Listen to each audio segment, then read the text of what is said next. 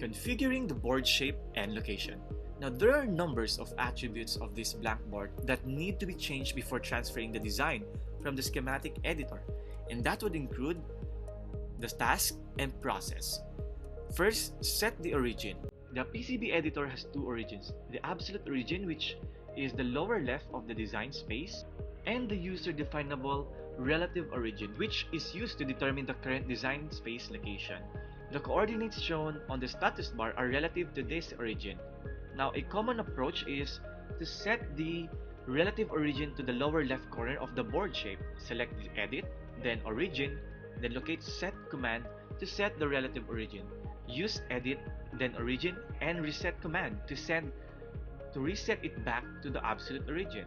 Then set the units to empirical or metric. Here, the current design space X or Y location and grid are displayed on the status bar, which is displayed along the bottom of the editor.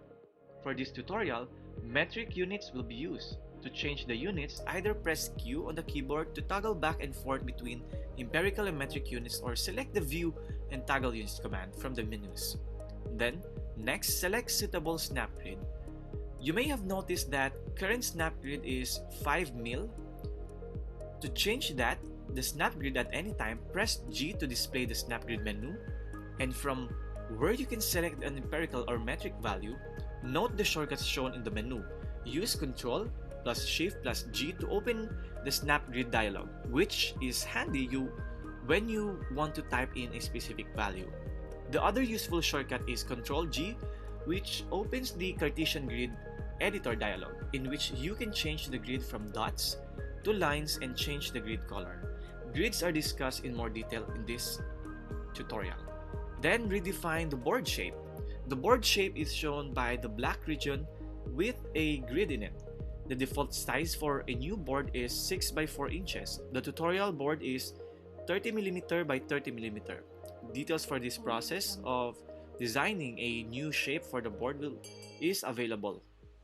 Configure the layers. As well as the copper or electrical layers on which you route, there are also general purpose mechanical layers and special purpose layers such as the component overlay silkscreen, solder mask, face mask, and so on. The electrical and other layers will configure shortly.